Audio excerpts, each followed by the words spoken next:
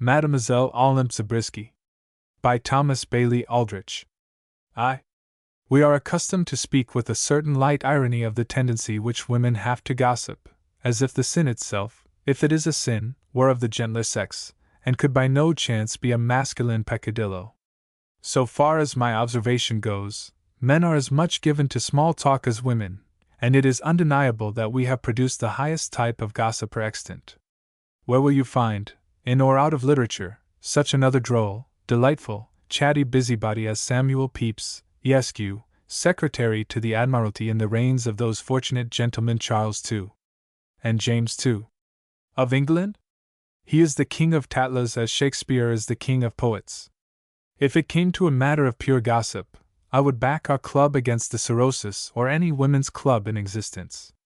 Whenever you see in our drawing room 4 or 5 young fellows lounging in easy chairs, cigar in hand, and now and then bringing their heads together over the small round Japanese table which is always the pivot of these social circles, you may be sure that they are discussing Tom's engagement, or Dick's extravagance, or Harry's hopeless passion for the younger Miss Flirtelies.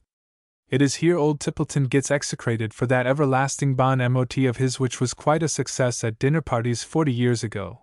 It is here the belle of the season passes under the scalpels of merciless young surgeons. It is here B's financial condition is handled in a way that would make B's hair stand on end. It is here, in short, that everything is canvassed, everything that happens in our set, I mean. Much that never happens, and a great deal that could not possibly happen. It was at our club that I learned the particulars of the Van Twiller affair. It was great entertainment to our club, the Van Twiller affair, though it was rather a joyless thing, I fancy, for Van Twiller. To understand the case fully, it should be understood that Ralph Van Twiller is one of the proudest and most sensitive men living. He is a lineal descendant of Wouter Van Twiller, the famous old Dutch governor of New York, New Amsterdam, as it was then.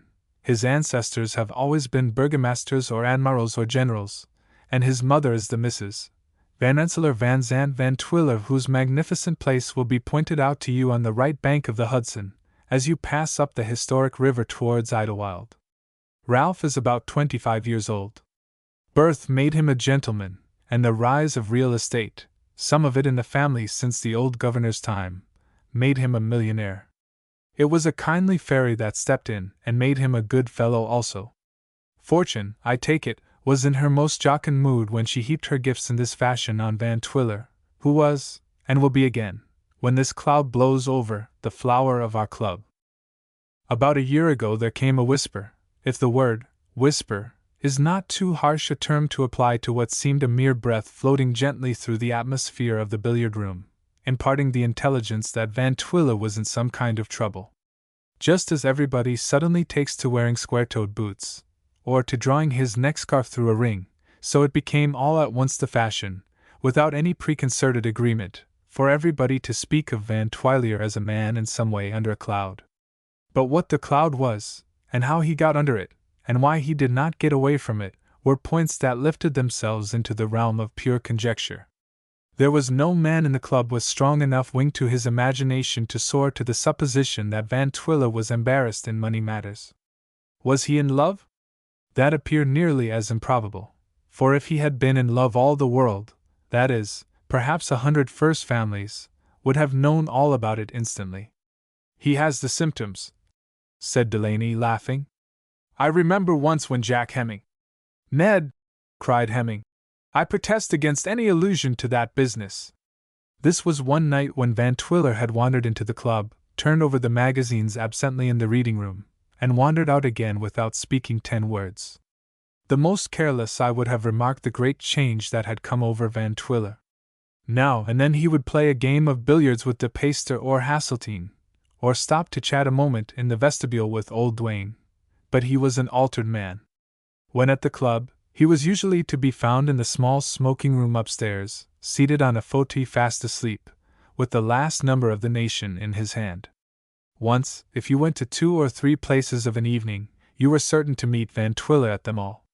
You seldom met him in society now. By and by came whisper number 2, a whisper more emphatic than number 1, but still untraceable to any tangible mouthpiece. This time the whisper said that Van Twiller was in love. But with whom? The list of possible Mrs. Van Twiller's was carefully examined by experienced hands, and a check placed against a fine old Knickerbocker name here and there, but nothing satisfactory arrived at. Then that same still small voice of rumor, but now with an easily detected staccato sharpness to it, said that Van Twiller was in love with an actress. Van Twiller, whom it had taken all these years and all this waste of raw material in the way of ancestors to bring to perfection, Ralph Van Twiller, the net result and flower of his race, the descendant of Wouter, the son of Mrs. Van Rensselaer Van Zandt Van Twiller, in love with an actress. That was too ridiculous to be believed, and so everybody believed it. 6 or 7 members of the club abruptly discovered in themselves an unsuspected latent passion for the histrionic art. In squads of 2 or 3 they stormed successively all the theaters in town, Booth's, Wallack's, Daly's Fifth Avenue, not burnt down then, and the Grand Opera House. Even the shabby homes of the drama over in the Bowery, where the Germanic Thespis has not taken out his naturalization papers, underwent rigid exploration. But no clue was found to Van Twiller's mysterious attachment.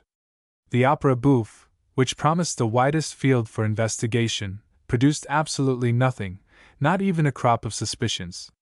One night, after several weeks of this, Delaney and I fancied that we caught sight of Van Twiller in the private box of an uptown theater, where some thrilling trapeze performance was going on, which we did not care to sit through, but we concluded afterwards that it was only somebody who looked like him.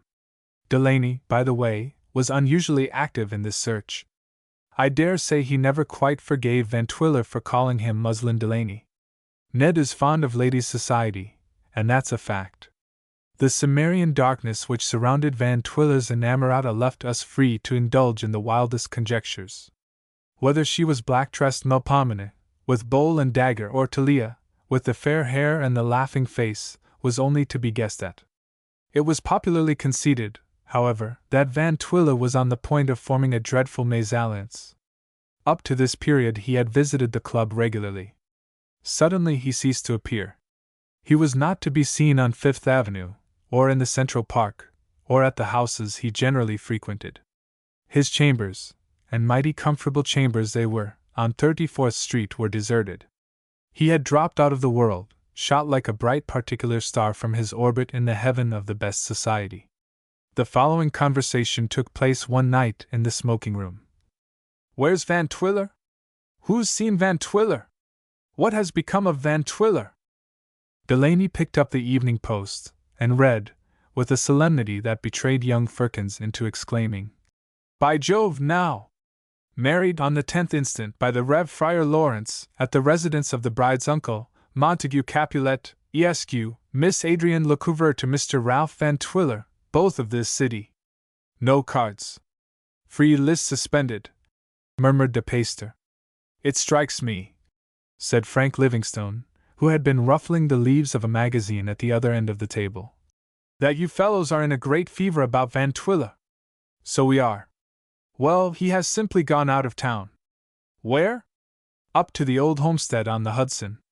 It's an odd time of year for a fellow to go into the country." "He has gone to visit his mother," said Livingstone. "In February? I didn't know, Delaney, that there was any statute in force prohibiting a man from visiting his mother in February if he wants to." Delaney made some light remark about the pleasure of communing with nature with a cold in her head, and the topic was dropped. Livingstone was hand and glove with Van Twiller, and if any man shared his confidence it was Livingstone. He was aware of the gossip and speculation that had been rife in the club, but he either was not at liberty, or did not think it worth while to relieve our curiosity. In the course of a week or two it was reported that Van Twiller was going to Europe, and go he did. A dozen of us went down to the Scythia to see him off. It was refreshing to have something as positive as the fact that Van Twiller had sailed. 2. Shortly after Van Twiller's departure the whole thing came out. Whether Livingstone found the secret too heavy a burden, or whether it transpired through some indiscretion on the part of Mrs. Van Rensselaer Van Zandt Van Twiller, I cannot say, but one evening the entire story was in the possession of the club. Van Twiller had actually been very deeply interested, not in an actress, for the legitimate drama was not her humble walk in life, but, in Mademoiselle Olympe Zabriski, whose really perilous feats on the trapeze had astonished New York the year before, though they had failed to attract Delaney and me the night we wandered into the Uptown Theater on the trail of Van Twiller's mystery. That a man like Van Twiller should be fascinated even for an instant by a common circus girl seems incredible. But it is always the incredible thing that happens. Besides, Mademoiselle Olympe was not a common circus girl. She was a most daring and startling gymnast, with a beauty and a grace of movement that gave to her audacious performance almost an air of prudery. Watching her wondrous dexterity and pliant strength, both exercised without apparent effort, it seemed the most natural proceeding in the world that she should do those unpardonable things. She had a way of melting from one graceful posture into another, like the dissolving figures thrown from a stereopticon. She was a lithe, radiant shape out of the Grecian mythology, now poised up there above the gaslights, and now gleaming through the air like a slender gilt arrow. I am describing Mademoiselle Olympe as she appeared to Van Twiller on the first occasion when he strolled into the theater where she was performing. To me she was a girl of 18 or 20 years of age, maybe she was much older, for pearl powder and distance keep these people perpetually young, slightly but exquisitely built, with sinews of silver wire, rather pretty, perhaps, after a manner, but showing plainly the effects of the exhaustive drafts she was making on her physical vitality.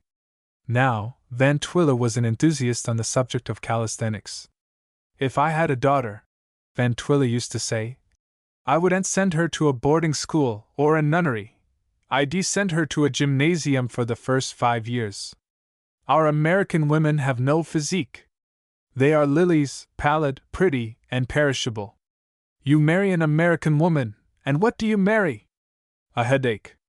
Look at English girls. They are at least roses, and last the season through."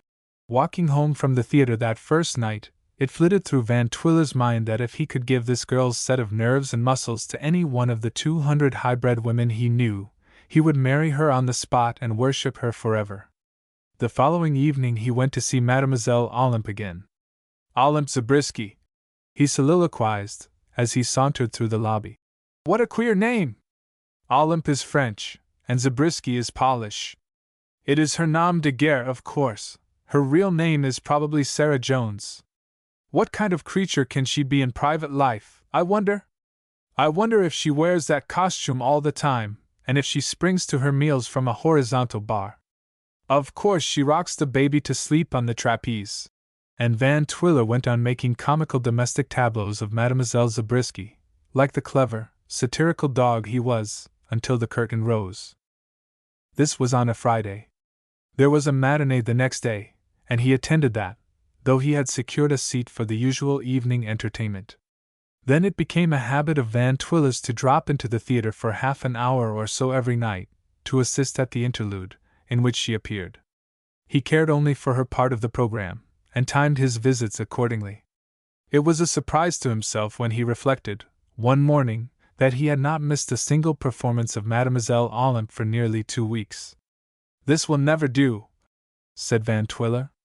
Olympe, he called her Olympe, as if she were an old acquaintance, and so she might have been considered by that time, "is a wonderful creature, but this will never do. Van, my boy, you must reform this altogether." But 9:30 that night saw him in his accustomed orchestra chair, and so on for another week. A habit leads a man so gently in the beginning that he does not perceive he is led, with what silken threads and down what pleasant avenues it leads him. By and by the soft silk threads become iron chains, and the pleasant avenues Avernus.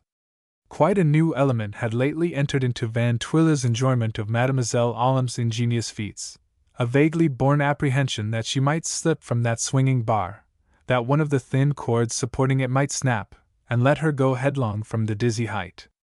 Now and then, for a terrible instant, he would imagine her lying a glittering, palpitating heap at the footlights, with no color in her lips. Sometimes it seemed as if the girl were tempting this kind of fate. It was a hard, bitter life, and nothing but poverty and sordid misery at home could have driven her to it. What if she should end it all some night, by just unclasping that little hand? It looked so small and white from where Van Twiller sat. This frightful idea fascinated while it chilled him, and helped to make it nearly impossible for him to keep away from the theater. In the beginning his attendance had not interfered with his social duties or pleasures, but now he came to find it distasteful after dinner to do anything but read, or walk the streets aimlessly, until it was time to go to the play. When that was over, he was in no mood to go anywhere but to his rooms. So he dropped away by insensible degrees from his habitual haunts, was missed, and began to be talked about at the club. Catching some intimation of this, he ventured no more in the orchestra stalls, but shrouded himself behind the draperies of the private box in which Delaney and I thought we saw him on one occasion. Now, I find it very perplexing to explain what Van Twiller was wholly unable to explain to himself. He was not in love with Mademoiselle Olympe. He had no wish to speak to her, or to hear her speak. Nothing could have been easier, and nothing further from his desire, than to know her personally. A Van Twiller personally acquainted with a strolling female acrobat. Good heavens, that was something possible only with the discovery of perpetual motion. Taken from her theatrical setting, from her lofty perch, so to say, on the trapeze bar, Olympe Zabriski would have shocked every aristocratic fiber in Van Twiller's body. He was simply fascinated by her marvelous grace and elan, and the magnetic recklessness of the girl. It was very young in him and very weak, and no member of the Sorosis, or all the Sorosisters together, could have been more severe on Van Twiller than he was on himself. To be weak, and to know it, is something of a punishment for a proud man. Van Twiller took his punishment, and went to the theater, regularly. When her engagement comes to an end, he meditated, that will finish the business. Mademoiselle Olympe's engagement finally did come to an end, and she departed. But her engagement had been highly beneficial to the treasury chest of the Uptown Theater, and before Van Twiller could get over missing her she had returned from a short Western tour, and her immediate reappearance was underlined on the playbills. On a dead wall opposite the windows of Van Twiller's sleeping room there appeared, as if by necromancy, an aggressive poster with Mademoiselle Olympe Zabriski on it in letters at least a foot high. This thing stared him in the face when he woke up, one morning. It gave him a sensation as if she had called on him overnight, and left her card. From time to time through the day he regarded that poster with a sardonic eye.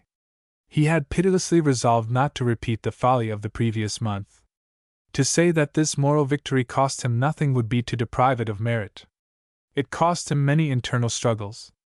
It is a fine thing to see a man seizing his temptation by the throat, and wrestling with it, and trampling it underfoot like St. Anthony. This was the spectacle Van Twiller was exhibiting to the angels. The evening Mademoiselle Olympe was to make her reappearance, Van Twiller, having dined at the club, and feeling more like himself than he had felt for weeks, returned to his chamber, and putting on dressing gown and slippers, piled up the greater portion of his library about him, and fell to reading assiduously. There is nothing like a quiet evening at home with some slight intellectual occupation, after one's feathers have been stroked the wrong way. When the lively French clock on the mantelpiece, a base of malachite surmounted by a flying bronze Mercury with its arms spread gracefully on the air, and not remotely suggestive of Mademoiselle Olympe in the act of executing her grand flight from the trapeze, when the clock, I repeat, struck 9, Van Twiller paid no attention to it. That was certainly a triumph. I am anxious to render Van Twiller all the justice I can, at this point of the narrative, inasmuch as when the half-hour sounded musically, like a crystal ball dropping into a silver bowl, he rose from the chair automatically, thrust his feet into his walking shoes, threw his overcoat across his arm, and strode out of the room. To be weak and to scorn your weakness, and not to be able to conquer it, is, as has been said, a hard thing, and I suspect it was not with unalloyed satisfaction that Van Twiller found himself taking his seat in the back part of the private box night after night during the second engagement of Mademoiselle Olympe. It was so easy not to stay away. In this second edition of Van Twiller's fatuity, his case was even worse than before. He not only thought of Olympe quite a number of times between breakfast and dinner, he not only attended the interlude regularly, but he began, in spite of himself, to occupy his leisure hours at night by dreaming of her. This was too much of a good thing, and Van Twiller regarded it so. Besides, the dream was always the same, a harrowing dream, a dream singularly adapted to shattering the nerves of a man like Van Twiller. He would imagine himself seated at the theatre, with all the members of our club in the parquet, watching Mademoiselle Olympe as usual, when suddenly that young lady would launch herself desperately from the trapeze, and come flying through the air like a firebrand hurled at his private box. Then the unfortunate man would wake up with cold drops standing on his forehead. There is one redeeming feature in this infatuation of Van Twiller's which the sober moralist will love to look upon: the serene unconsciousness of the person who caused it. She went through her role with admirable aplomb, drew her salary, it may be assumed, punctually, and appears from first to last to have been ignorant that there was a miserable slave wearing her chains nightly in the left-hand proscenium box. That Van Twiller, haunting the theatre with the persistency of an ex-actor, conducted himself so discreetly as not to draw the fire of Mademoiselle Olympe's blue eyes shows that Van Twiller, however deeply under a spell, was not in love. I say this, though I think if Van Twiller had not been Van Twiller, if he had been a man of no family and no position and no money, if New York had been Paris and 34th Street a street in the Latin Quarter, but it is useless to speculate on what might have happened. What did happen is sufficient.